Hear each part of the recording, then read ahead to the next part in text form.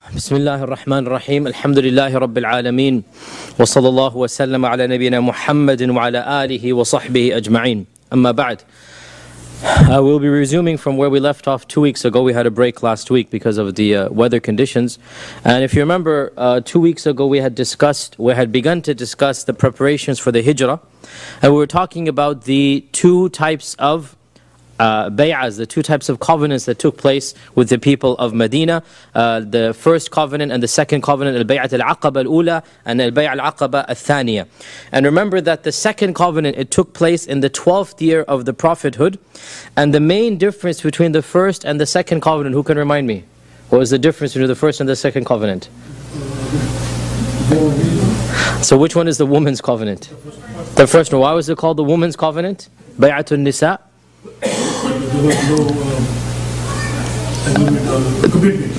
There was no commitment.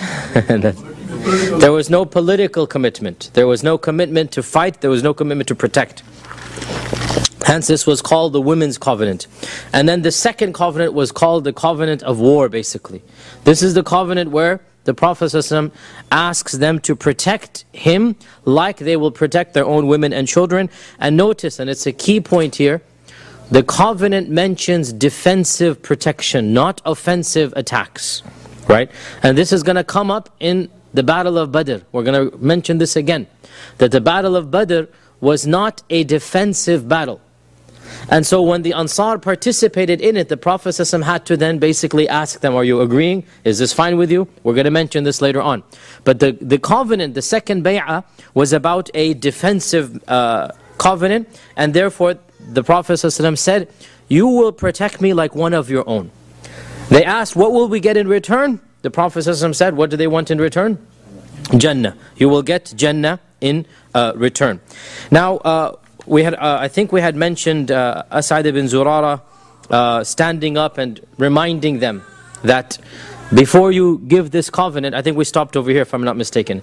As'ad ibn Zurara stood up and he said, perhaps if we close the door, Ammar, just close the door, maybe let the outside noise there. And he said that, oh people, don't be hasty. Don't be hasty. We have traveled all this way from Medina, knowing that he is Rasulullah sallallahu alayhi wasallam. We know this to be true, but realize that this covenant is not like the first one. He's basically saying, right?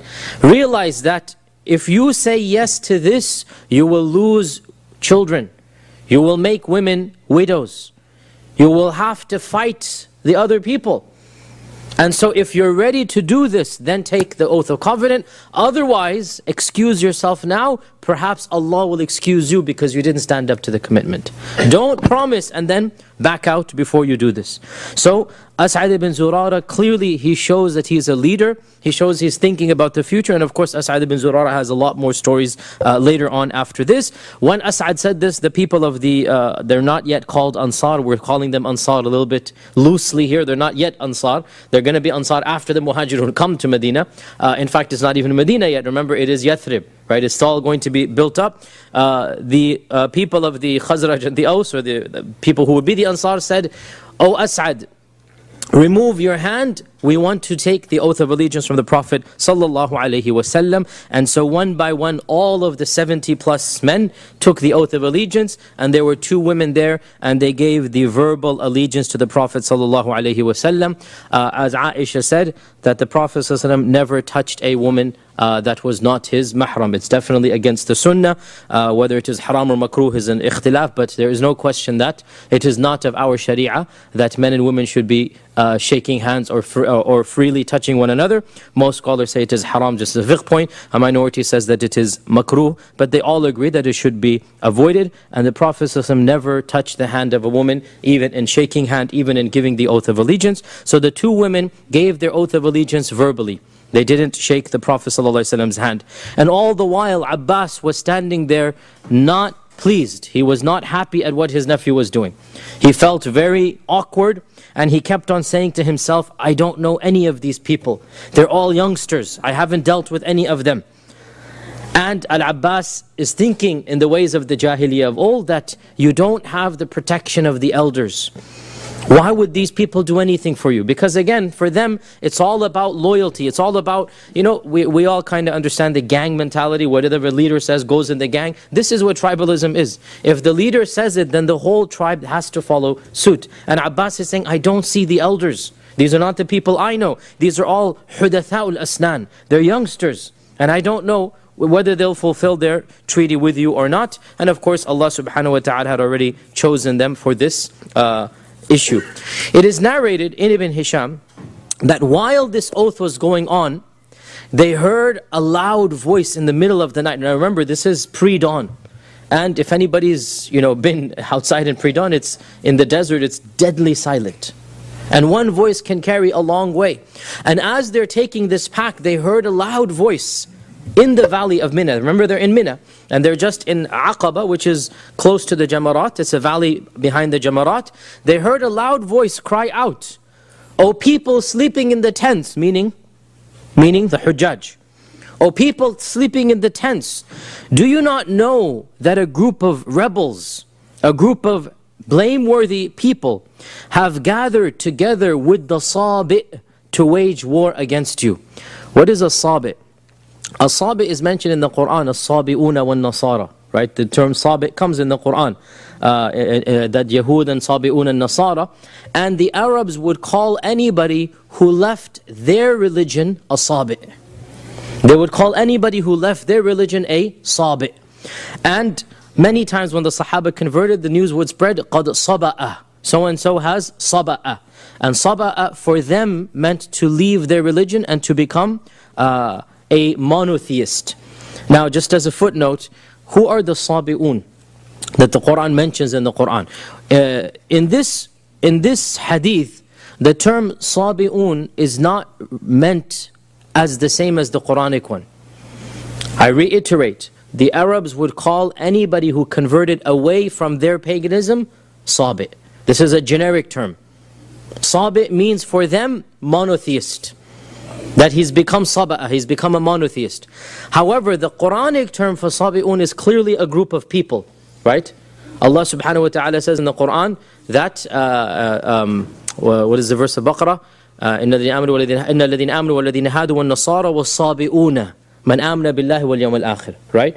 The believers and the Yahud and the Nasara and the Sabi'un. So Allah is talking about a specific group of people. And just FYI, which is a bit of a tangent, but everybody always asks about this, that who are the Sabi'un? The Sabi'un are a group who go back, it is said, to even before Christianity. So much so that they claim to have a book from Sheath. Who is Sheath? Who is obviously some prophet, mashallah, but who? Sheath is the son of Nuh. Sheath is the son of Nuh, right? And so they say that they have a book from that time. And they still exist in our times. Very small quantity, probably less than 30,000 still alive. 30,000 is one of the smallest religions in the world. And I looked up some of their beliefs and aqa'id and culture, and it's very strange that they still have a concept of tahara. They don't eat pork. They have to do ghusl after janaba. They have certain rulings that clearly they show they have some type of sharia. And they believe, in these days, they believe in the stars. That the stars have some type of power and effect on them, the Sabi'un. And they come from the land that is the cradle of civilization, that has all the religions and the subcultures and the sects of the world, which is? Where? Iraq. Iraq is the land where everything comes from. So they are actually, these days they're all Iraqis. And they are called, maybe some of you have heard of them, they're not called Sabi'un in our times, they're called? La, Zoroastrians or Majus? La. No, Kurds are an ethnicity. Kurds are an ethnicity. They are called La, Al-Manda'iyun. Have you heard of these, any of you? Huh? Manda'iyans, they're called. Manda'iyans, Al-Manda'iyun. And they still are around. This is the Sabi'un.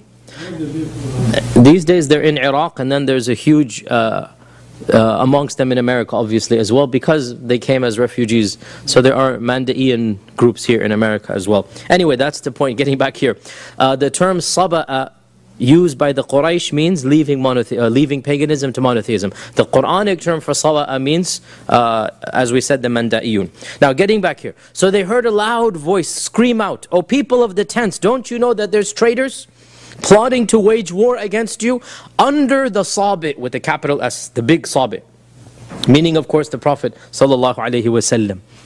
So the voice comes out to awaken the people in the tents in the middle of the night. And the Prophet ﷺ said, "This is Azab ibn Uzayb, the shaitan of Aqaba." Azab ibn Uzayb, the shaitan of Aqaba. "I swear by Allah, Ya adu wallah, I will deal with you." So shaitan felt so overwhelmed at this time that he actually went public, because shaitan is private, right? Shaitan is hidden. He rarely comes out and screams. But he felt so overwhelmed that things are going to change now, that he actually screamed out to the human world. And he screamed out to the people of the tents that, "Do something. Here are the traitors that have come to kill you. Do something." And so the Prophet ﷺ, subhanAllah, he knew the name of the shaitan. He knew which one this was. And this also shows that, and we know this from other things as well, that the shayateen live in abandoned valleys. The shayateen live in the places that people don't frequent. And they have leaders, and they have, so this is the leader of the valleys, shaitan, the shayateen of the valleys of Aqaba. And he said, this is the leader of the shayateen of Aqaba, Azab ibn Uzayb. And the names of the shayateen are always very weird and convoluted with lots of consonants and vowels. And the Prophet ﷺ obviously knew the name of the shaitan and the jinn. And he said, "Wallahi, I will deal with you." The Ansar, when they heard this, they said, "Ya Rasulullah, should we not launch an attack now? If they're going to fight us, shouldn't we preempt the attack? And we're 70 strong, we all have our swords, they are unarmed." Remember, it's Hajj. Remember, it's Hajj, they're not armed. In Hajj, you're only allowed to carry one weapon. And that is the weapon that you use to fight against an animal if it attacks you, right? It's not the fighting sword. There's different types of swords. They don't have the fighting swords, they have, if you like, a defense sword, right? A sword just to protect yourself, or in case something happens, this is an emergency sword. So the Ansar said, we're 70 strong, and they are not prepared. We can attack them in the middle of the night, and we can have a huge, if you like, victory over them. The Prophet ﷺ said, "Lam umar bidhalik." I haven't been commanded to do this. This is not my methodology. I have not been commanded to just go kill the people like this. Lam umar bidhalik. This is a key point. We'll come back to this. I have not been commanded to go kill these people. When this news spread, the Ansar then basically, the meeting wrapped up quickly, the bay'ah was finished, and they went back to their tents silently just as they had come. And the next morning, the delegation from the Quraysh was sent to every single camp. Because the news has spread, the rumors have spread. A delegation from the Quraysh is sent to every single camp. That, "Do you know of any meeting that took place with this man Muhammad ﷺ? Do you know anybody who met? Did anybody from your tribe meet?" Until finally when they went to the tents of the Khazraj, remember every tribe has its area. When they went to the tents of the Khazraj, the Quraysh come in and they say, "Who amongst you has met with the Prophet Muhammad ﷺ? Has any amongst you met with this man?" And so the Muslims remained silent. And the pagans spoke up and they said, "No, by Allah, we have no idea what this is. We swear by Allah that none of us have gone to meet him." And the Muslims remained silent. They didn't say anything because they're not allowed to lie. And the Quraysh, the pagans of the Khazraj, because again, Khazraj are not all Muslims now, they're the ones who basically spoke up, and the Muslims went in behind that oath, and the matter was resolved. And this clearly shows that the Ansar are developing their iman, their strength in Allah subhanahu wa ta'ala, their courage, their fear. Not only do they say, they're the ones who say, "For how long are we going to take the Prophet ﷺ and let him be persecuted? For how long will we allow him to be repelled from one tribe to another, begging for protection? Why don't we adopt him? Why don't we take him on?" And then they are the ones who volunteer. What if we launch an offensive? Even though this was wrong at the time, but it shows their iman. And the contract had not been for an offensive jihad, it had been for a defensive jihad. But automatically they're eager to protect the Prophet ﷺ, and therefore when the Battle of Badr took place, which was offensive and not defensive, they all volunteered. None of them held back and said, hey, hold on, you only promised us defensive. None of them had that type of iman, that they're shortchanging, even though the letter of the law was defensive.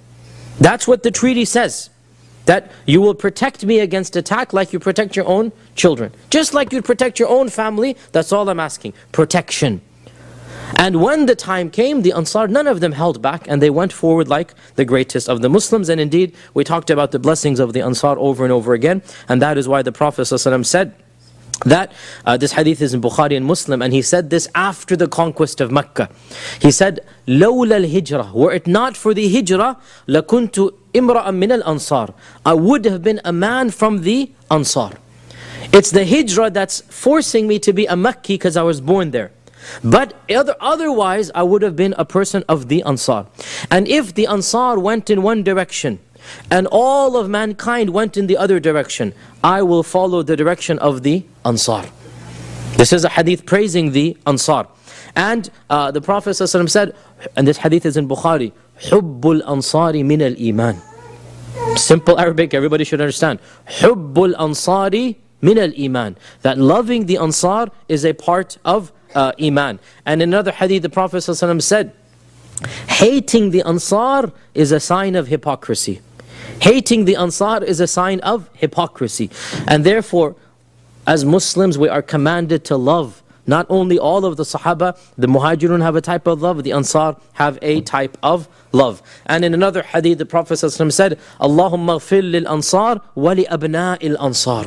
Oh Allah, forgive the Ansar and the children of the Ansar. And on, so many of the blessings that are given for the Ansar. And of course, one of the most beautiful ones after the conquest of Mecca, when the Prophet ﷺ, especially after the battle of Hunayn and Ta'if, when the Prophet ﷺ gave many of the leaders of the Quraysh and the people of Hunayn and the people of Thaqif, he gave them large amounts of money. He gave them large amounts of money, especially the people of Thaqif. They were not willing converts.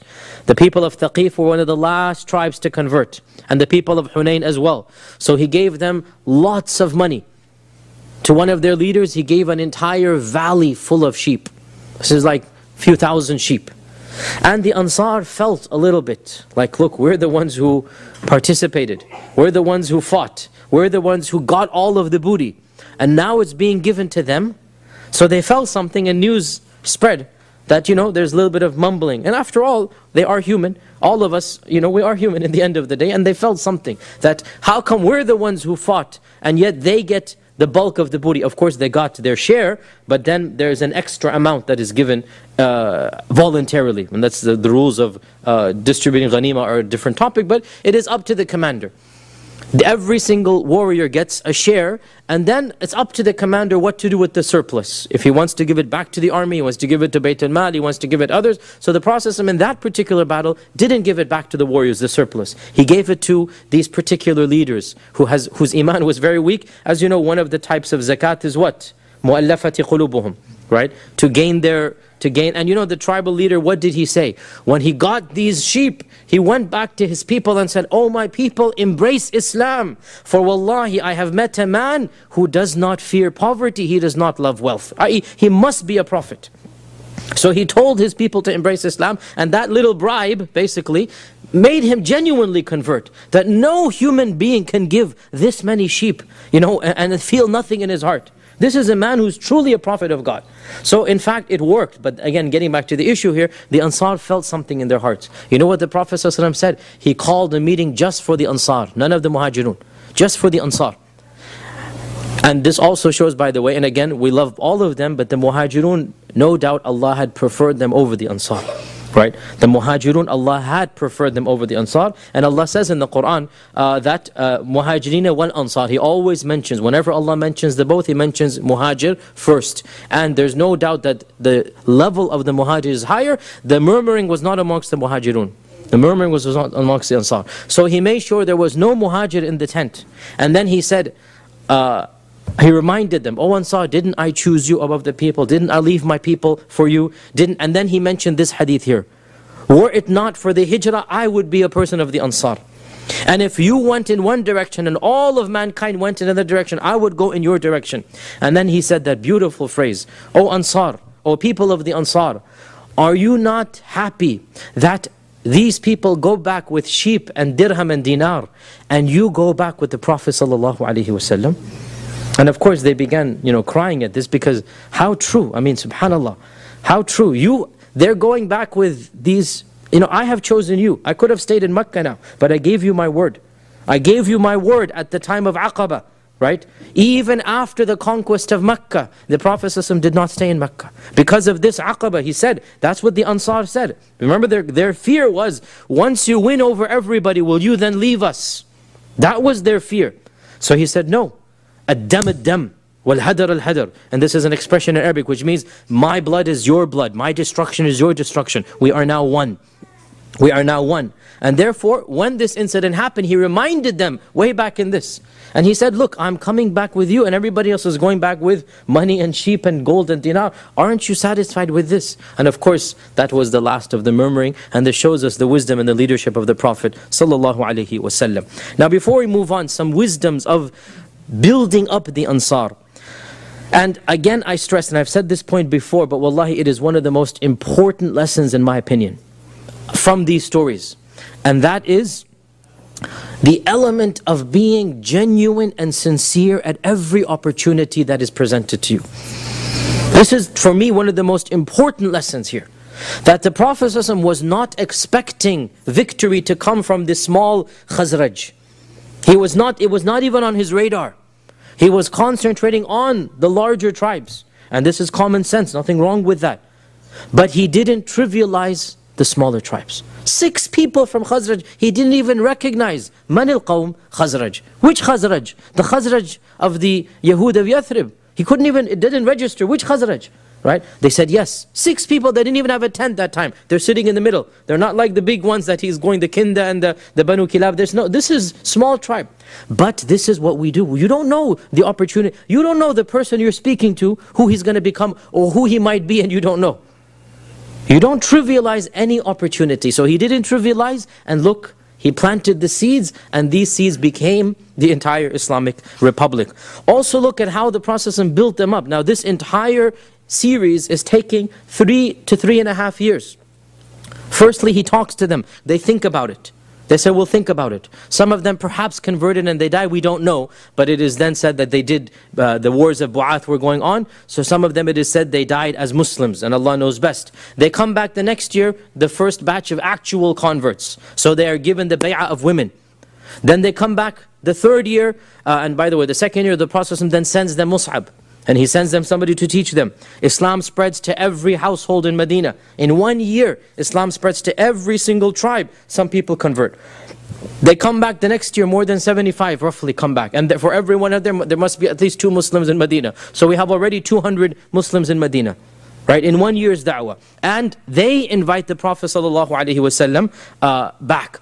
Also notice the wonderful ways of Allah. And here's the point, when Allah is on your side, Allah will work things out for you. Look at how many things were set up. Firstly, the civil war between the Khazraj and the Aus, the wars of Bu'ath. Aisha says, these were a gift Allah gave to the Prophet ﷺ. But the gift was being given when the Prophet ﷺ didn't even realize he needed one. Right? When Abu Talib is alive, the wars of Bu'ath are going on. You see, Allah has His plans. Simultaneously, what's happening in Medina is unknown to the people of Quraysh, not relevant to them. But Allah Azza wa Jal has a plan here. Things are happening in the world we might not understand, but there's a divine plan that everything will become clear to us. Also notice the irony of that group of Ahli Kitab in Medina who felt themselves superior to the pagans. And they kept on boasting over the pagans. The Ansar basically, we are better than you. We have a book. We have a prophet, we have a civilization, you have nothing. And our prophet has promised us that one prophet is going to come. And when he comes, he will be the conqueror and we will kill all of you. So for decades, for centuries, this is being instilled in them, right? Notice, this da'wah actually flips against the very people who are giving the da'wah, right? The very people who are saying this, they don't accept the message. And the people whom they're mocking, they are the first ones to accept it because it makes complete sense now. We knew that a prophet was coming. We knew that somebody would be coming to preach the message. We've been hearing this for generations and centuries. Obviously, this is the person, right? Again, it's the mysterious ways of Allah subhanahu wa ta'ala, that they are trying to consider themselves superior, but in fact, the people whom they think are inferior are really the ones who are superior. And again, these are the ways of Allah subhanahu wa ta'ala. Also notice as well how the iman slowly grows in the Ansar. We already pointed this out, that they became brave, they wanted to protect the Prophet sallallahu alaihi wasallam, and it's important to point out, they were the ones who offered to sponsor the Prophet. And the Prophet didn't ask to come to Medina. They're the ones who said, come and we will protect you. And so his condition was, okay, if you're going to protect me, yes, I'm going to come. And this is a very important point to point out, that he did not impose himself on the people of Medina. The people of Medina wanted him to be their ruler, and initially they were not the majority, but as the people converted, they became the majority. And as they became the majority, then the tensions arose, and that's going to be a constant theme of the Medinan Sirah. Notice as well the important phrase, when the Ansar, or the Neo-Ansar if you like, the people are going to become the Ansar, when they say, why don't we just kill all of them? Why don't we just launch an offensive? They're all sleeping in their tents, right? Every one of us takes a few tents and we'll cause huge damage. Because again, this is the middle of the night. It would have been a bloody massacre. Would have been a massacre of immense proportions.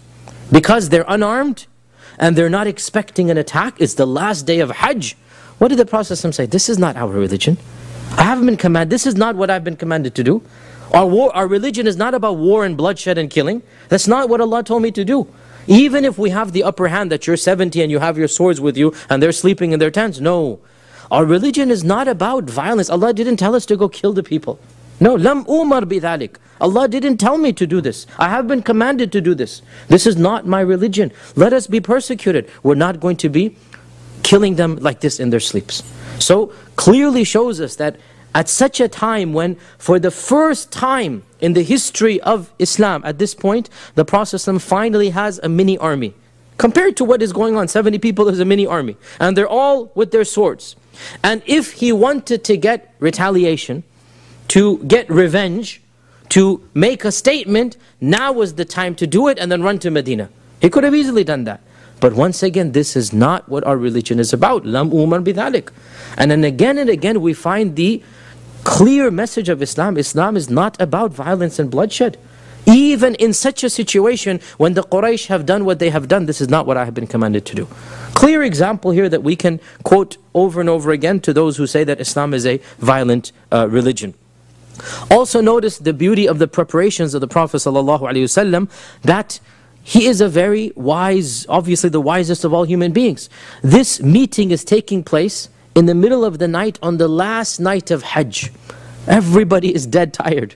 Everybody is sound asleep. The next morning they're going to be going back to their places. The 13th of Dhul Hijjah. Right? The next morning is the end of Hajj, that's it. And so the meeting is taking place when the people least suspect it. And it is taking place literally under their noses in the next valley. He's also stationed people.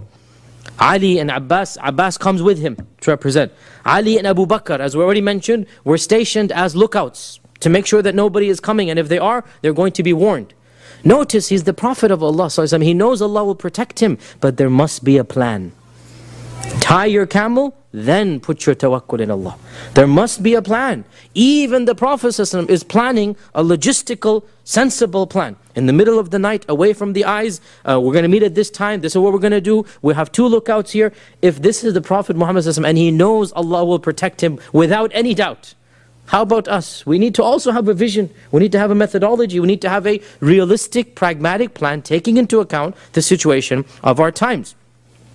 Also notice as well that clearly, and this is not being apologetic, it is a fact that there is a clear participation of women even in these matters. That the Prophet didn't say, keep your women in the tents, don't bring them. They came, they participated, and he took their oath, except that he didn't put his hand in their hand. Right? So women clearly have a role to play, and by the way, this treaty or this covenant was not the covenant of women.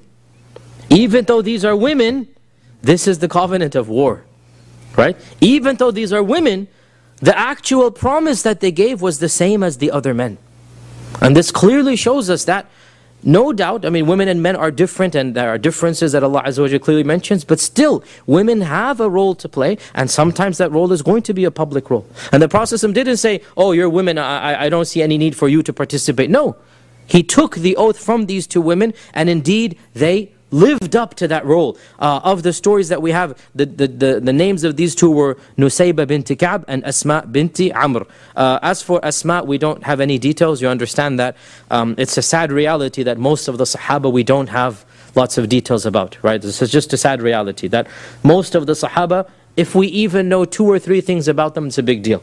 We realize that the names that we hear all the time, mashallah, these are big names, Abu Bakr, Umar, Uthman, we can write books about them. How about the rest of them?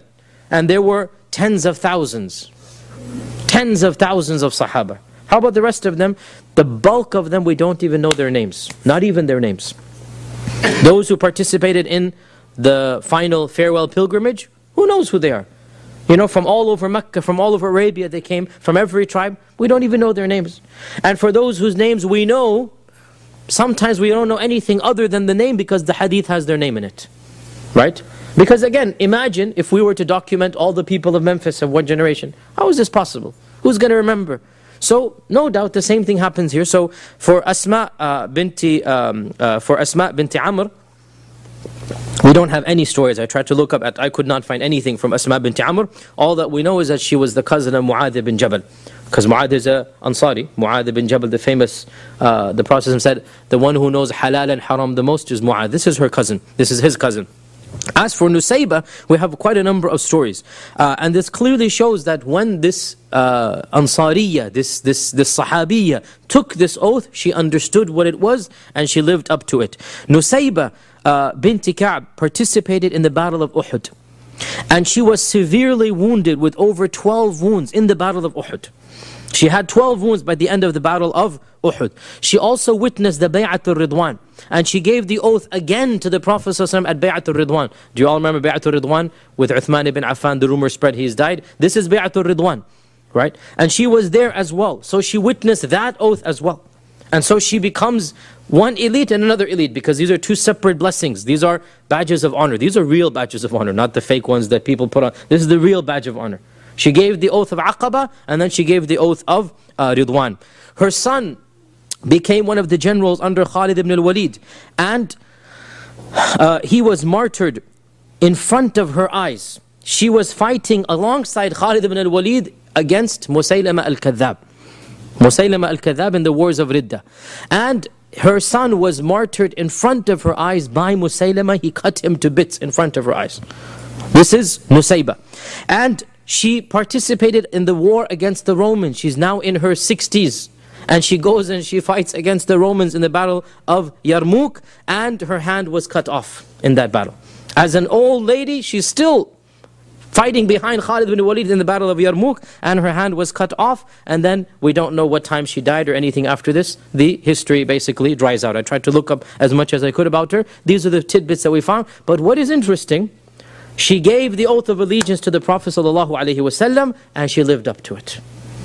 She lived up to it at every opportunity. In Mecca, in Medina, after the Prophet ﷺ's death, and even in the land of the Romans. Because Yarmouk took place basically in the land of the Romans. She went all the way up there as well. And subhanAllah, this shows again, this is a lady doing as much as she has done. Clearly as well, doesn't need to be said, the tactics of shaitan, the desperation of shaitan. Here is shaitan, generally he is hidden, and yet now he becomes so overcome with anger, so overcome with jealousy and hatred, he's calling out to the people to do something because he cannot do anything. And this shows us again the desperation of shaitan, as Allah says in the Quran, that, O you who believe, shaitan is a clear enemy to you, so take him as your enemy. Inna shaytana lakum aduwwun fattakhiduhu aduwwa. And this is clearly manifested over here. And one final point before we move on, we are already sensing a change beginning. For the first time, and in fact, it's ironic what Abbas said, because that's exactly what the point is. These are new faces. I haven't seen them before. right? That's actually very true. These are new faces. There's a new phase beginning, right? A new sense, a sense of, for the first time, these people are saying, let us defend against you. Let us fight against you. And from a time of humiliation and weakness, overnight, the Muslim shall be transformed into a state of power and izzah, which is going to continue to grow and grow and grow. And this is the change from Mecca to Medina.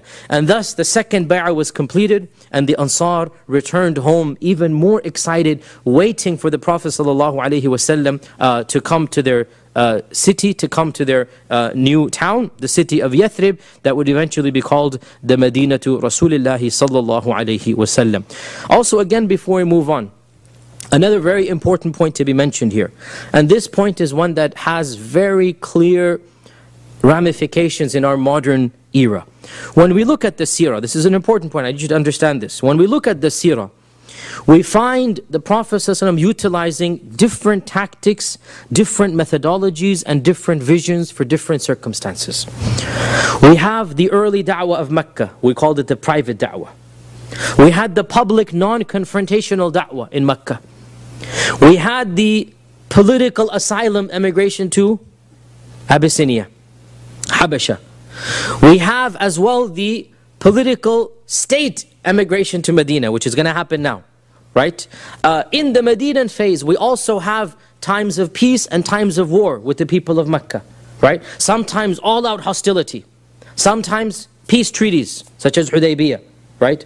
We also have all-out war with all of the tribes, such as Ahzab. When they come and attack, this is all the tribes. Now the question here that arises, does this mean that we should take the final phase that the Prophet ﷺ basically died upon, or are all of these phases equally legitimate based upon the circumstances and the situation? Do you understand the question here? Right? We see multiple phases in the life of the Prophet ﷺ. Multiple phases. The question is, are all of these phases equally valid, such that we choose which one is the one that's conducive to our situation?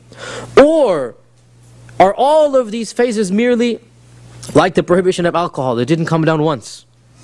It came down gradually, right? Initially Allah says, khamr has a lot of evil, some good. Then Allah says, don't pray when you're drunk. Then Allah says that avoid alcohol. So this piecemeal.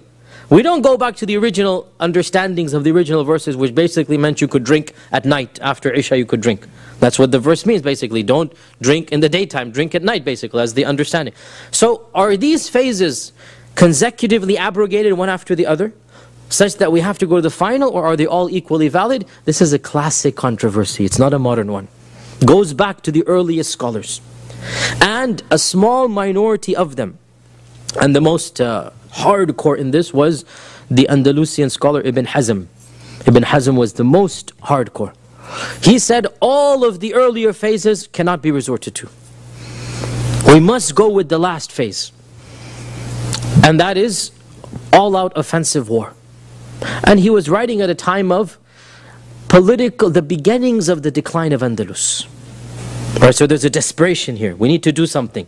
Ibn Hazm witnessed the glory era, but he is seeing the decline. So there's a level of desperation that unless you do something, we're gonna lose all of this. And that's exactly what happened in Andalus as well. However, this is a minority opinion. The majority of scholars have always understood that these phases are not abrogated. There's no reason to consider them to be abrogated, right? All of these verses still apply in every situation and phase, and therefore, alhamdulillah, we thank Allah, our religion has given us many options politically. This is a key point, and let me be very frank here. It's a difference that I have with many of the Islamic groups in the world, that they only have one vision for the whole ummah. You understand what I'm saying here, right? I can be even more frank, wallahi I don't mind. The Ikhwan, the Jamaat-e-Islami, the Hizb al-Tahrir, all of these groups, this is as frank as I can get. Okay? They have one unified vision for the entire ummah, whatever that might be. And in my humble opinion, this is, to be very gentle, this is not very wise or precise or academic. It seems to be, not very gently, naively foolish. This is my position. That you're going to have one unified goal for the whole ummah, it doesn't work that way. Every group of people needs to look at their own situation. Every group of people needs to see what is happening in Pakistan is not what is happening in Egypt. What is happening in Egypt is not what is happening in Tunisia and Algeria. What is happening in Algeria and other Muslim lands is not what is happening in America. SubhanAllah, even in Western countries, what is happening in France is not what is happening in America.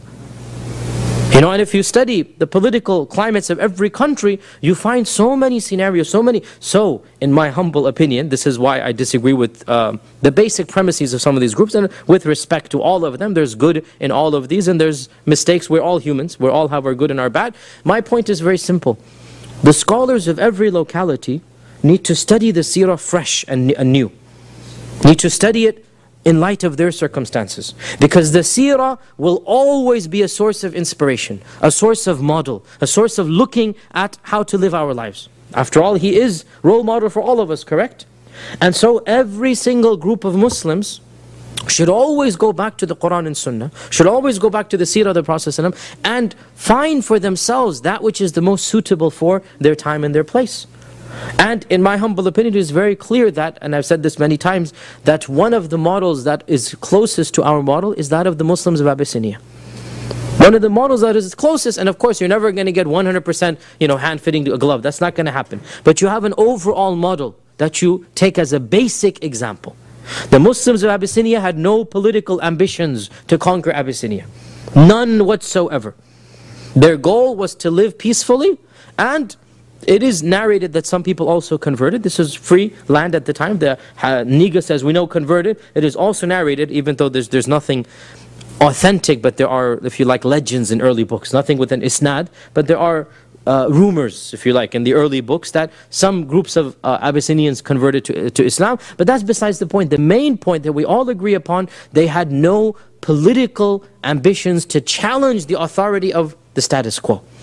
They had their business to worship Allah, to be free in their daily rituals, and the political system is what it is.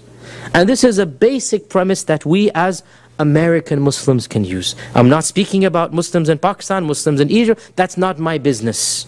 I can comment as a human being, but I'm not an expert in their affairs. Let the scholars of those lands deal with it. For us as Western Muslims, and in particular as American, because even Western Muslims have differences, right? France is getting much more xenophobic right now. You know, Sarkozy just said yesterday, or is it today, that we have too many immigrants in France. And you know what he means. You know what he means by this, you know. There's one large group of immigrants, and that's Arab Muslims in France. We have too many immigrants, we have to do something. By the way, that type of talk is really bordering on the final solution. More and more, this type of racism is basically reminiscing us, reminding us of the 30s of Germany, this type of talk, and Allah knows what's going to hold. But my point being, the scholars of every land need to look at their own situation, and in my humble opinion, it's very clear that the seerah gives us many alternatives, not just one vision. No doubt there is a perfect vision, and that's the conclusion. There's no question, khitamuhu misk. There's no question that that is the perfection. But does this mean that all of the others are invalid? No. We have options to choose from, and that's, I think, one of the beauties of the seerah. Now, after the battle of Aqaba, the Treaty of Aqaba, the Prophet ﷺ made a public announcement to the Muslims. In fact, some scholars even say he made this announcement before. We don't have a date when he made the announcement. He made an announcement in Mecca to the Muslims, most likely in the house of Dar al-Arqam.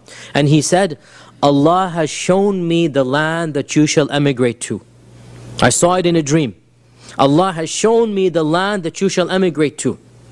And it is a land of date palms between two volcanic plains. بين لابتين. And Labba is a volcanic plain. And actually Medina, it's very interesting that Medina is surrounded by, if you ever have the opportunity to take a flight to Medina, take one in the daytime. And then look outside the window when you're close by to Medina. And you will see clearly large places outside of Medina with volcanic rock. Around this big volcanic rock. And this rock is very, you cannot walk on it. You cannot traverse it with horses.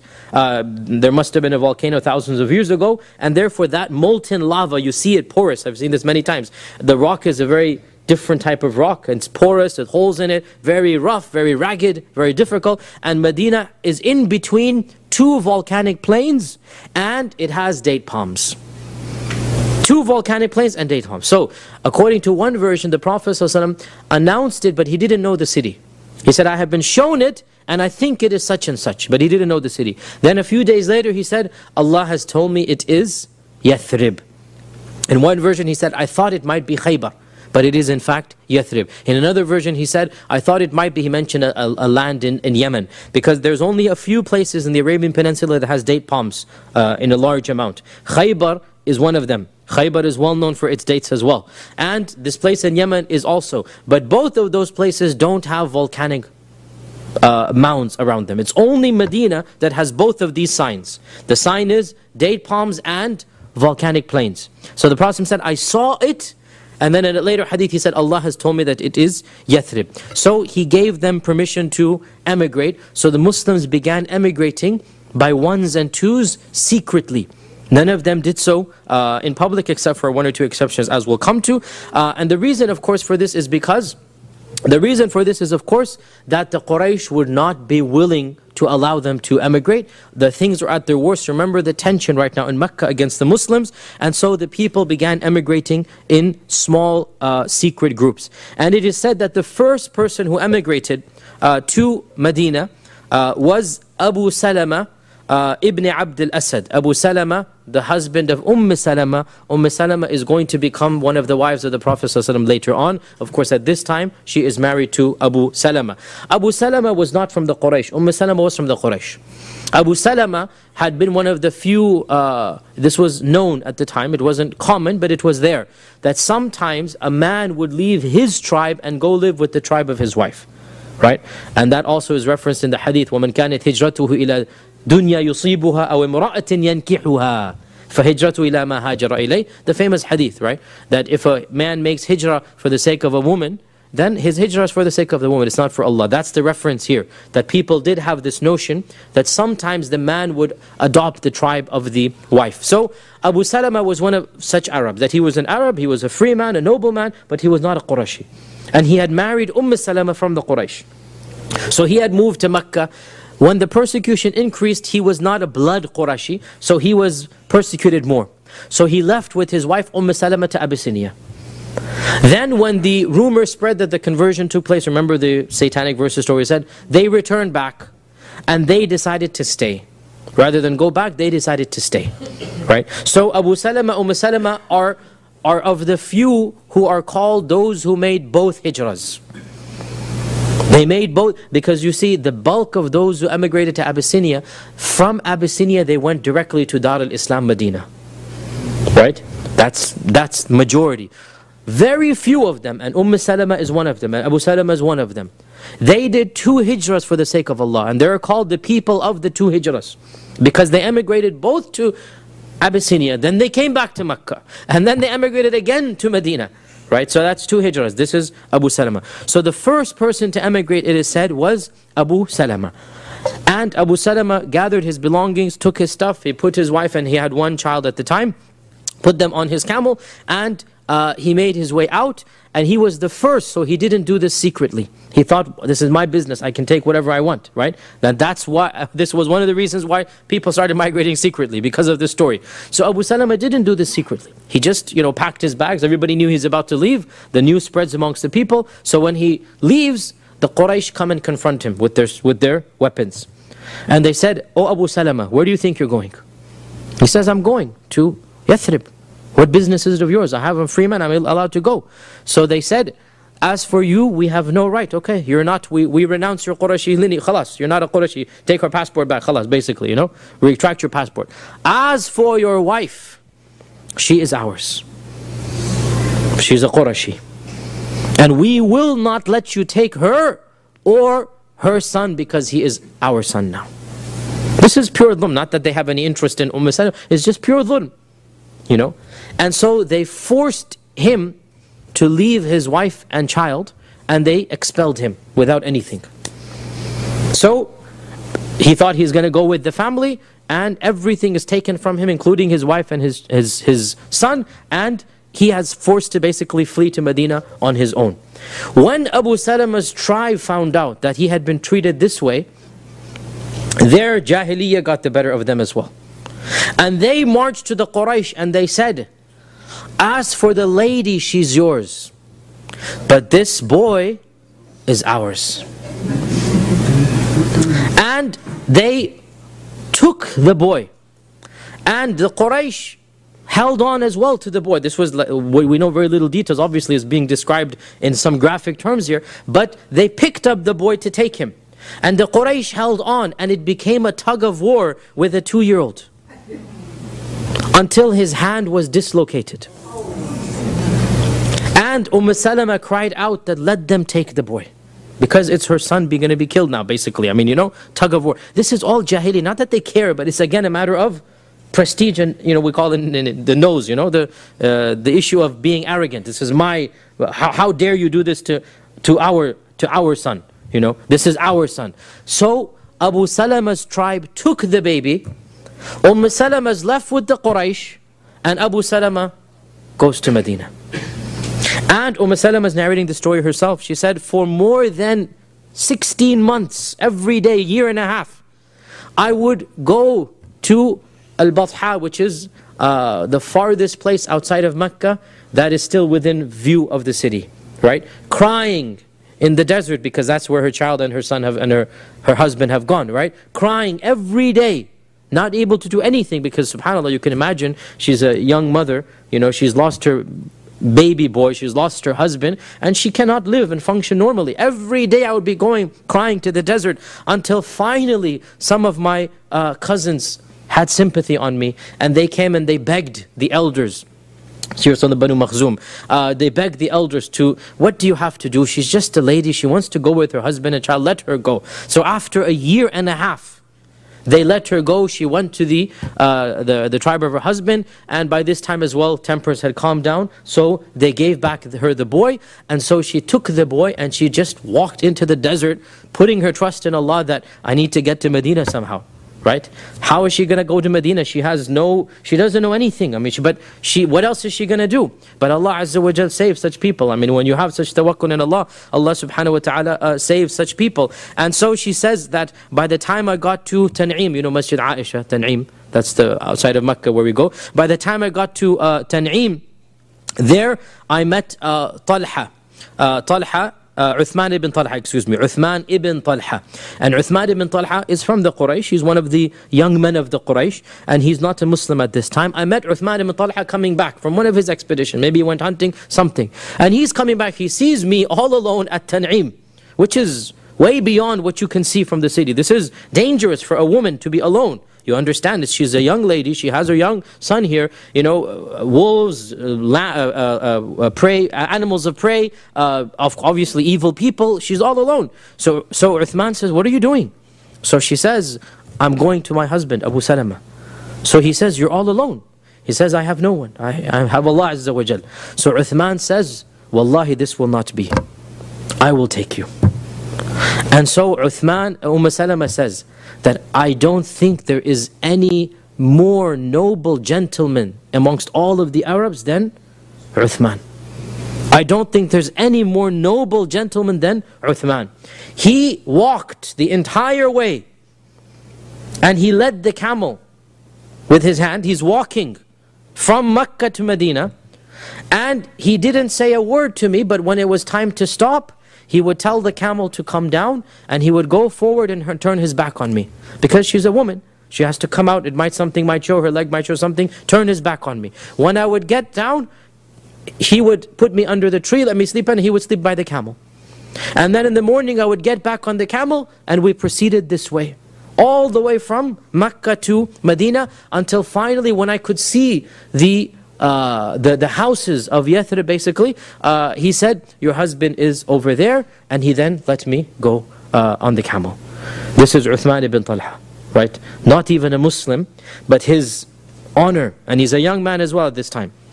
His honor and his gentleman, if you like, qualities, right? They're shining. How can I let this lady and her young child go? And wallahi, imagine, I mean, would we have done even a fraction? Yani from Mecca to Medina, walking.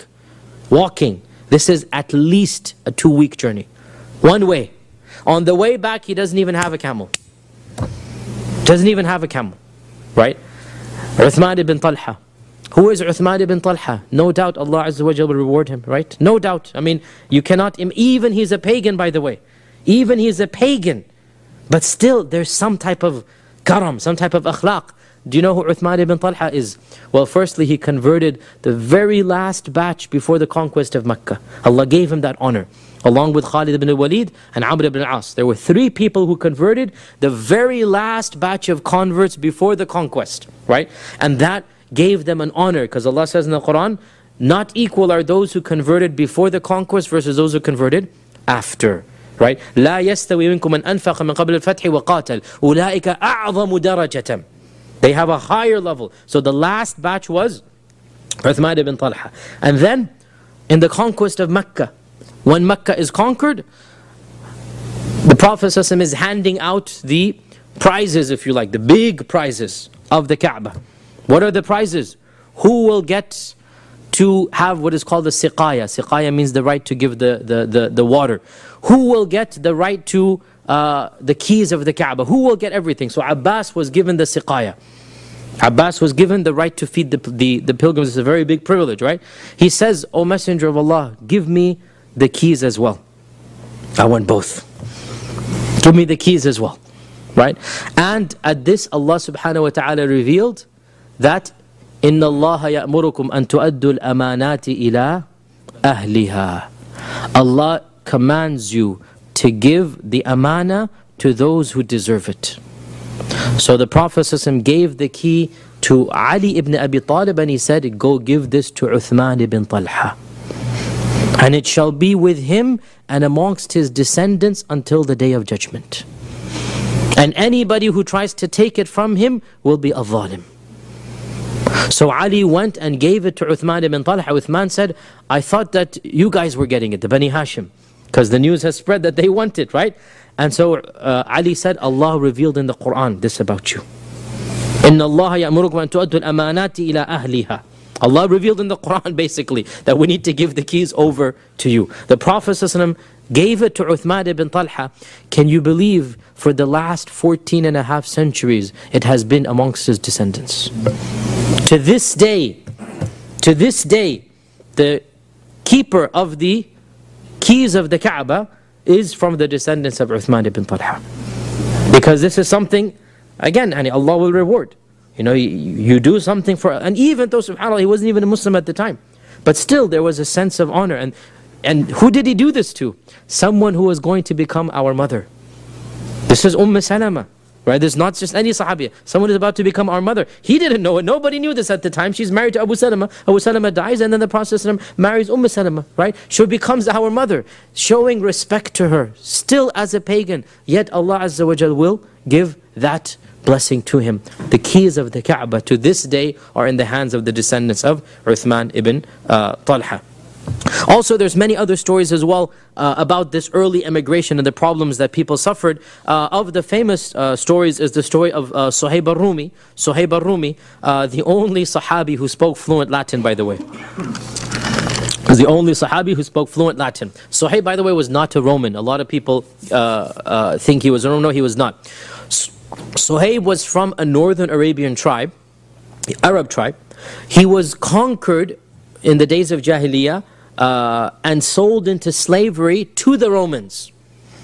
So he grew up in the land of the Romans. Where? We have no idea. Was it Rome itself? Well, we don't know. But he grew up amongst the Romans, and he spoke fluent Latin, and it is also said he had a ruddy complexion, i.e. a whitish type of complexion. So this gave him the laqab Suhaib the Roman, because you speak Roman, you look like a Roman, we might as well call you a Roman. And it is even said that he spoke Arabic with an accent, because he grew up in the land of the Romans as a child, right? So he's ethnically Arab, but his culture, his civilization, what he grew up with was Roman. So he became a slave amongst the Romans, and because he was ethnically Arab, I guess one of his masters sold him back to an Arab tribe eventually. Eventually he works his way as an Arab slave. He works his way to the house of Abdullah ibn Jud'an, who has been mentioned in many hadith, and he was Aisha's distant relative, and he works his way to freedom. Clearly, he's an intelligent man.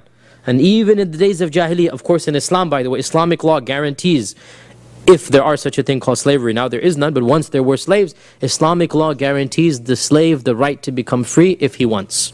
It's called mukataba. If the slave wants to become free, then you make an agreement with him and you give him the time to work and he will purchase his freedom. Even in the days of Jahiliyyah they had this. So Suhaib clearly, he's an intelligent guy, he's a smart guy, he works his way to become free. In the days of Jahiliyyah. And he becomes a free man, he becomes a minor businessman in Mecca. And again this clearly shows the impact, if you like, even with Roman culture on him, that he's not going to take this slavery thing, he becomes a free man. And he accepted Islam amongst the earliest batch. And his closest friend and the person who gave da'wah to him, and they both converted the same day, was Ammar ibn Yasir. Ammar ibn Yasir and Suhaib al-Rumi were always together. They were always their closest friends. And so they accepted Islam together, and they were well known throughout the Sirah for being together. Suhaib decided to leave as well. Now remember, the Prophet is still in Mecca. The Prophet is still in Mecca. These are the early batches of emigrants, right? So still it's not clear what's going to happen. Suhaib decides to leave as well. It looks like he tried to leave surreptitiously, but eventually his news spread. And do realize, I mean, Mecca was a small town. Everybody's watching everybody. You know, news spreads very quickly, very fast. If you're going to leave, you have to pack your stuff. You have to have a certain mount, a certain animal. You have to have a lot of baggage for the food, water, etc. It's not that easy to be done. So however, the news spread that Suhaib is leaving. So a delegation from the Quraysh, not a delegation, a militia from the Quraysh, marched outside of the city and surrounded him. Suhaib was armed. He was a single person by the time. He has nothing except himself and his belongings. Suhaib was armed. He pulled out his bow and his arrow, and he said, "O people of Quraysh, I have 40 bows in my quiver.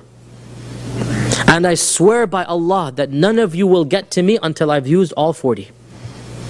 And then when you get to me, here is my sword. And I swear by Allah, nobody will be able to get me until I get to him first." Now, the Quraysh didn't want Suhaib to leave, but they loved their life more than they loved Suhaib leaving, right? Life is precious. And so they were wondering what to do. There's this tension, standoff. They're outnumbered. I mean, Suhaib is outnumbered, but who's going to make the first move and face the wrath of Suhaib? So Suhaib said, "What if I were to tell you where I hid all of my wealth?" Because there's no bank accounts you transfer money to Yathrib, right? It's physical gold, physical money, and you have to hide it somewhere. Go out in the desert and hide it under a tree, whatever, and then later on you come and you discover it. What if I tell you where all of my wealth is? Will you let me go? They said, "Okay, deal. Deal. You give us all your wealth and you walk away free." And so Suhaib told them where he had put all of his wealth, and he has to tell the truth, because if he lies, he's one man, they can catch up to him later on, right? Not just that he's a Muslim, he's not supposed to, but he has to tell the truth. So he tells them all of his wealth, where it is buried. And so he literally arrived in Medina with just the clothes on his back. After having won his freedom, after having become a mini businessman, after having a good amount, a decent amount of wealth, he literally arrived in Medina to start completely from scratch. And as soon as the Prophet ﷺ saw him, he smiled and he said, Allah has revealed in the Quran about you, Ya Suhaib, وَمِنَ النَّاسِ مَنْ يَشْرِي نَفْسَهُ ابْتِغَاءَ مَرْضَاتِ اللَّهِ. There are those who sell everything that they have, they sell themselves for the sake of Allah. And he says, Ya Aba Yahya, that was his kunya, Ya Aba Yahya, قَدْ رَبِحَ التِّجَارَةِ قَدْ رَبِحَ التِّجَارَةِ. Your transaction has been successful, your transaction has been successful. Without Suhaib telling him what happened. Well, this is the miracle. Without Suhaib telling him what happened, then nobody could have arrived before Suhaib. Of course, Jibreel has told him what Suhaib has done, and so the Prophet ﷺ tells him, your transaction has been successful, your transaction has been successful. One more story, and then inshallah we'll call it an evening for tonight, and that is the story of Umar ibn al-Khattab and his emigration with two people of the Quraysh. The story of Umar's migration we'll talk about in a while, but he mentions his companions. When Umar decided to emigrate, he chose as his companions for the journey two other Sahaba, Ayyash ibn Abi Rabi'ah and Hisham ibn Amr ibn al-As, who's the brother of Hisham ibn al-As, Hisham ibn al-As, who's the brother of Amr ibn al-As. So he chose as his companions these two. And the deal was, on such and such a day, we'll meet up at that valley outside of Mecca. And when dawn breaks, whoever's there will go. If you're not there, then we'll assume that you were stopped, right? Because it's, again, difficult to be migrating at this time. So the deal was, we're going to meet up at this particular place outside of Mecca on this particular day. If you're there when dawn breaks, we're going to be going together. If you're not, then we're going to have to leave, and whoever's there will go. At the appointed time, Hisham did not show up, which means that he was basically stopped and prevented. Hisham did not show up, and so Ayyash and Umar were the ones who migrated to Medina. And they made it to Medina. By the time they got there, Abu Jahl and his brother were actually Ayyash's half-brother. So Ayyash and Abu Jahl and a third person all shared a mother, but different fathers. So Abu Jahl is the half-brother of Ayyash. And Abu Jahl had a brother as well, who's also the half-brother of Ayyash. You understand? Same mother, but different fathers, right? So Abu Jahl and his brother, this is still, the process is in Mecca, remember? He's still in Mecca. Abu Jahl and his brother traveled all the way to Medina. And they went to their half-brother Ayyash. And they said to Ayyash, "Oh Ayyash, don't you know what you've done? Do you know the state of our mother after you left? She cannot eat, she cannot drink. She has made a promise to Allah that she won't taste the shade. And she's in the sun since then. And she is in such a state that lice has made her hair completely full of lice. And she cannot enjoy any food. You know, she's on the verge of death, etc., etc. She's made a promise to Allah she's going to sit in the sun until she sees her son again." And they kept on going about stories and stories until Ayyash's heart melted. His mother, you know. And so he decided to go back with them. And said, "Let me just take care of my mother, then I'll come." Umar said, "Oh Ayyash, they're tricking you. They're tricking you." But this is his blood brothers here. I mean, you know, half brothers, right? "They're tricking you." And then he said, "If she's hungry, she can eat food. If she has lice, she can shave her hair off, right? You don't have to go back and do that for her." So Ayyash said, "No, I'll be a good son. Let me go back to my mother. And I also have some money, I left it. Now that everything is secure here, I can bring the money back with me." Umar said to him, "If it's money, wallahi, I'll give you all that you have. Don't go." No, Umar is not even his blood brother, by the way, but he's his Muslim brother, right? "If it's money, I'll give you all that you want. Don't go with them. I'm worried they're going to trap you.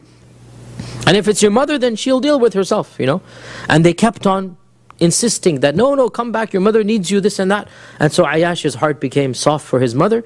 So Umar pulled him aside and said, "Hey, look, if you're going to go, take my camel. Because my camel is stronger and faster than theirs. And if you find any treachery, ride back immediately to Medina." So he gave him his own camel. SubhanAllah, I mean, this is amazing here. That Umar is bending over backwards and his own blood brothers are going to do. You understand this is a trap, right? His own blood brothers are going to do this. But Umar feels more love for him than his blood brothers do. Giving him money, offering him all that you want, just take it, just don't go with these guys, please. Giving him his own camel, because it's faster than their camel. And then eventually as the road goes on, they start chit-chatting. You know how it goes in the safar, you open up and they're laughing and joking. Abu Jahl then says, "Oh, looks like my camel is weary and tired. Why don't we just ride on yours because it is stronger? So let me ride on yours and then we'll let the camel take a break," right? And so Ayyash doesn't realize that this is a trap. So he makes the camel sit down because he's on his own camel now. He makes the camel sit down. As soon as he do this, they jump on him. And they tie him up and they make him a prisoner. And they carry him back to Medina as a prisoner. And they march him around Mecca saying, "This is how we treat our fools." This is the result. And the process is in Mecca at the time, by the way. Remember, this is still, he hasn't made the hijrah, right? So they bring Ayyash back. And he discovers that Hisham, the one they were supposed to meet, is also being held prisoner. So he gets thrown into the dungeon with Hisham. They set up a prison in Mecca for these two, special just for these two. And they throw him in with Hisham. And the Prophet ﷺ eventually migrates, we're going to talk about his hijrah obviously, next lesson, migrates to Medina. And when he first migrated, his first dua qunut was about Hisham and Amr, Ayyash and all of these people. He would make dua for them after standing up from ruku'. And he would say, "Oh Allah, save Ayyash. Oh Allah, save Salama ibn Hisham. Oh Allah, save the mustad'afin. Oh Allah, send your punishment upon the Quraysh. So he's so much concerned for these prisoners in Mecca, right? And he kept on asking the Muslims, who will volunteer to save Ayyash? Who will volunteer to save? Now, saving Ayyash means you're going to walk into the lion's den. And you're going to save them from, clutch them from the middle of the Quraysh, right? Nobody wanted to do that until finally, Al-Walid ibn al-Walid, Khalid ibn al-Walid's older brother.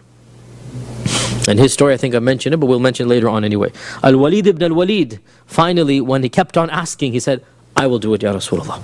I'll do it. And so he traveled to Mecca, entered it in the middle of the night, and Allah Azza wa Jalla blessed him. His story is a long story, but He blessed him to basically find out where this dungeon was, because it's not public knowledge. And in the middle of the night, he broke into the dungeon, and he cut the bonds of Ayyash and Hisham, and saved and rescued them, and brought them back to Medina. And again, that's all we know, but imagine, wallahi, these are the stories of legends, if you really think about it, you know. Walking into Mecca single-handedly. I mean, that's all we know. That's the details of the story. But can you imagine being in the shoes of Al-Walid ibn al-Walid? Right? Can you imagine trying to figure out where this place is, and then figuring out, you know, the guard, the arms, Allah knows what he had to do, we have no clue. But he then, it is said he had to jump over the wall. He didn't enter from the door. He literally climbed into the roof and then made his way down. This is literally a story of legends. Like Hollywood movies couldn't get better than this, you know. This is the real stuff. This is the real stuff here that he's doing. And he saves the two prisoners of war, and he brings them back. And Khalid ibn al-Walid's brother, I mean, the same blood there, that bravery is there. And eventually they come back to Medina, and the both of them become famous Sahaba. As for Hisham, he's a very brave warrior, and he actually dies fighting against the Romans in the Battle of Yarmouk. He had a big victory in the Battle of Yarmouk. It's Hisham, the brother of Amr. And again, these are Sahaba. Clearly, Allah has written for them destiny. Allah has written for them qadr. And inshallah, in our next week, we will talk about the Prophet's hijrah himself with Abu Bakr, and the stories and what happened and the lessons we derive from there. We have around a few minutes for questions, and then inshallah break for salah. Bismillah. Yes. You mentioned earlier with the Sabiun, what are the powers of Zabur, of the books that were referred to? The Zabur is the book of David. Right. Dawood alayhi salam. Therefore the Psalms of David are in the Old Testament. Therefore the Yahud are the followers of the Zabur. There's not a separate religion. There is no separate group who follows only David and not Moses. The people who follow Musa also follow Dawood. They view it as a continuation, which it is. So the Yahud are the ones who primarily follow the Psalms.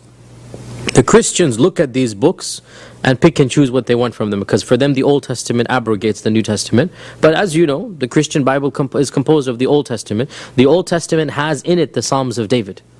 The Old Testament has the Pentateuch, which are the 5 books of Moses, right? Genesis and Exodus and Leviticus and the others, I forgot them. The first 5, the Pentateuch, and then you have the Psalms as well. The Psalms of David in the Old Testament, that's the remnants of the Zabur.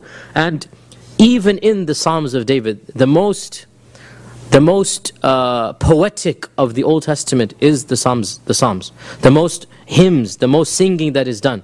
And we as Muslims believe that Dawood alayhi salam, that was his book.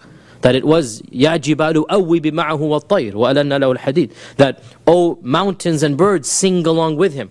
And we believe that the greatest voice ever given was the voice of Dawood.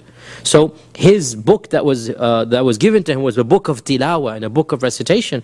And if you read the Psalms of David, clearly, I mean, obviously we believe there's been changes and whatnot, but the essence, some of the passages are still there. Very moving, and there's so many hymns and so many praises of God and the God of Israel, and describing Allah subhanahu wa ta'ala with the most beautiful ways. So we believe that there are elements of truth in the Psalms of David, and that's what the Yahud and even the Nasara, the Christians, also believe in the Psalms of David. Other questions? Yes? You compared us to the immigration of Habasha. But Habasha's immigration was a temporary immigration. It was all supposed that they were going to come back and join the mainstream. So actually, in that sense, it seems we are closer to the Madani immigration, and those of us who are here in America in that sense, not me but the Americans who are born here, they have the right to be part of the political process. The only issue for the Sharia, they're trying to make sure that they raise this view that when your child or my child goes from that thing, they say they're going to bring Sharia. We are not planning to bring Sharia. But the issue is that we are more likely a permanent... If you say we're not planning to bring Sharia, this is closer to Abyssinian than Medinan. That's the key point. But Abyssinia was a temporary, it was never supposed to be a... How do we know this when they immigrated there? How do we know this when we immigrate? Some people have surmised... Time has proven that. This is, hindsight is 2020. Looking back, we can say Abyssinia was temporary. There is an interpretation of the Sirah, and again this is all open to interpretation, that Abyssinia was a backup plan. Yeah, you need critical mass there so in case something... Yes, there was always this plan B in case Medina fails. And that is why, and this does make a lot of sense, because as soon as the Prophet migrated to Medina, he didn't tell the people of Abyssinia to come. In fact, it was only after basically the battle of Khaybar, roughly the 7th year of the Hijrah, right? Ja'far joined basically at the time of Khaybar. And the reason that Khaybar is so significant is that for the first time it can be said there is no dire threat to the survival of Medina. Badr takes place, Uhud takes place, Ahzab take place, and they are over there, right? And there's always an internal threat. Khaybar was what eliminated the final existential threat to Medina. So the question arises, we can now look back and say Abyssinia was temporary, but at the time perhaps they didn't think it to be temporary. Point number two, even if it was temporary for them, they stayed there 10 years. What is to say we cannot extend that for 50 years, 100 years? And we live in a land in a temporary method for a while. Point number three, even in this temporary status, it is not as if they did not participate in the political process. We mentioned that they resorted to the courts, they went to the palace, they argued for their rights, right? Their rights to live as Muslims in this land, majority land. So that is being a part of the process. But they didn't intend to overthrow the status quo. Whereas in Medina, that was the intention. So one needs to be careful. If one says that, then you are basically going a different tangent, in my humble opinion. And that is one that the Islamophobes will jump on, if you make that. And me personally, I think it is very clear. It is unrealistic to think of this as Medina. We are in a land of Abyssinia. In other words, we are a minority, we're 2-3%, and our goal is to preserve our rights to worship Allah, as the Muslims of Abyssinia had. Allahu A'lam. You had a question, just go ahead. Jews, well-researched as they were they anticipating that, someone from their tribe would come? Oh yes, there's clearly no doubt that the Yahud were expecting one of their own to become a prophet. There's no question about this, right? Because, remember, Safiya's father, Yasir ibn Huyay, Safiya, the wife of the Prophet, her father and her uncle, Al-Akhtal and Yasir, the both of them, when they met the Prophet for the first time, Safiya narrates that I was a young girl, you can imagine 6 years old, 5 years old, and my father and my uncle, I was their darling. They would always play with me. When I rushed back, when I saw them, they didn't even give me the time of day. And they were drained out of energy, they were lethargic, they seemed to be greatly stressed out. And I heard them speak to one another, and they ignored me because she was a little girl. And Safiya's father says, her uncle says, Ahu, is that the one? And her father says, Ay wallah, it is him. It is him. So her uncle says, what are you going to do? And the father says, we will oppose him till he dies, till we die. Right? No, we don't know about that, if they saw the seal. Salman was the main one with the seal, but the characteristics that had been predicted had been mentioned. So Allah subhanahu wa ta'ala himself says, فَلَمَّا جَاءَهُمْ مَا عَرَفُوا كَفَرُوا بِهِ. When what they recognize came to them, Allah says, يَعْرِفُونَهُ كَمَا يَعْرِفُونَ أَبْنَاءَهُمْ. Right? They know him and recognize him as they recognize their own sons.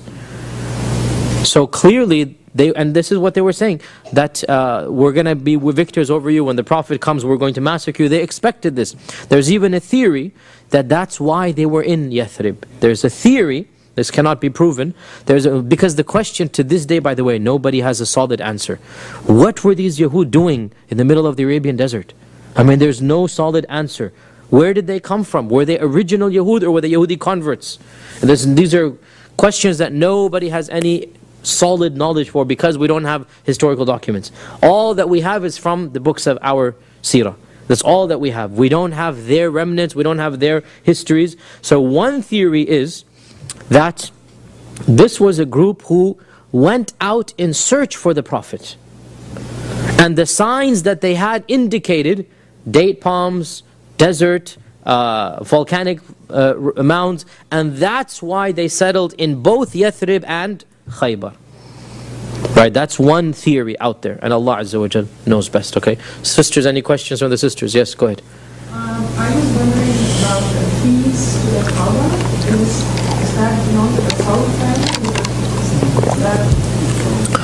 The keys to the Kaaba are symbolic these days. And no doubt the political powers have the authority to demand the person to open the door or not, right? But the one who keeps the key and the one who will go and open the door has always been from the descendants of Uthman, right?